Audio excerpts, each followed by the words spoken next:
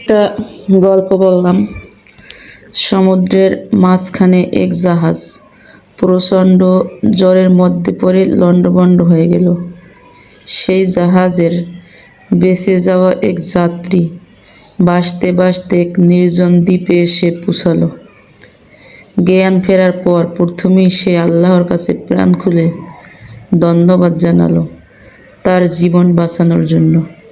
প্রতিদিন সে দ্বীপের তীরে এসে বসে থাকত, যদি কোনো জাহাজ এই দিকে আসে এই আশায়। কিন্তু প্রতিদিনই তাকে হতাশ হয়ে ফিরে আসতে হয়। এরই মধ্যে সে সমুদ্র তীরে তার জন্য একটা ছোট্ট ঘর তৈরি করে ফেলল।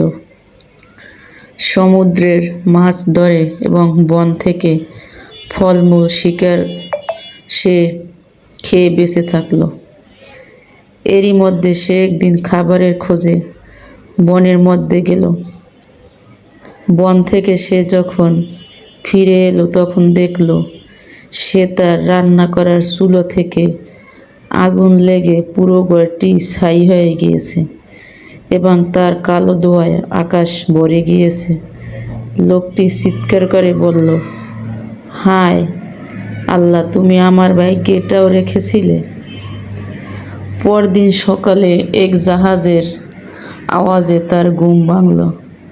জাহাজটি সেই দ্বীপের দিকে তাকে উদ্ধার করার জন্যই আসছিল। সে অবাক হয়ে বলল, তোমরা কিভাবে জানলে যে আমি এখানে আটকা পড়ে আছি?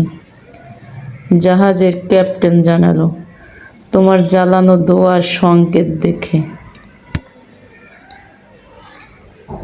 বিশাল এক পাহাড়ের উপরে এক ঈগল বাসা বানিয়েছিল।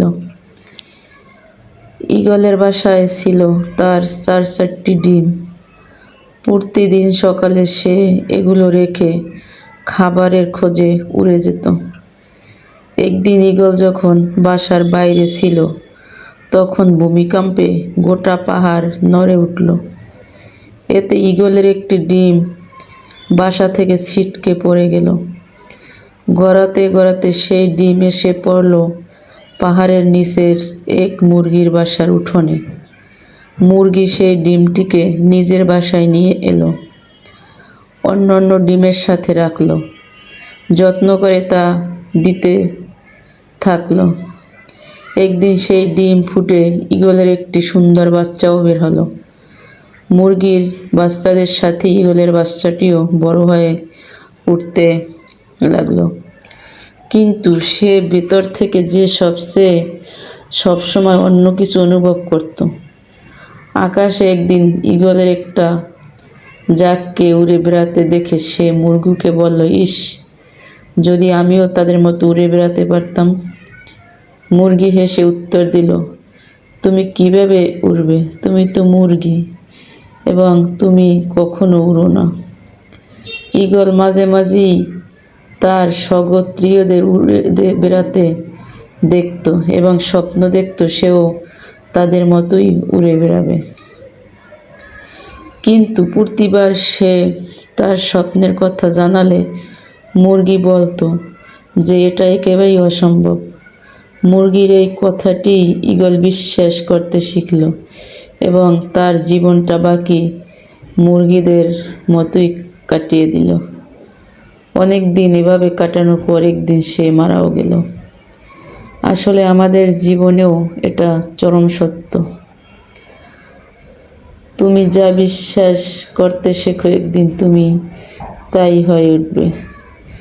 তাই তুমি যদি ঈগলের মতো উড়ার স্বপ্ন দেখো তবে সেই স্বপ্নকে অনুসরণ করো। মুরগির কথায় কান দিতে যেও না। আল্লাহ হাফেজ।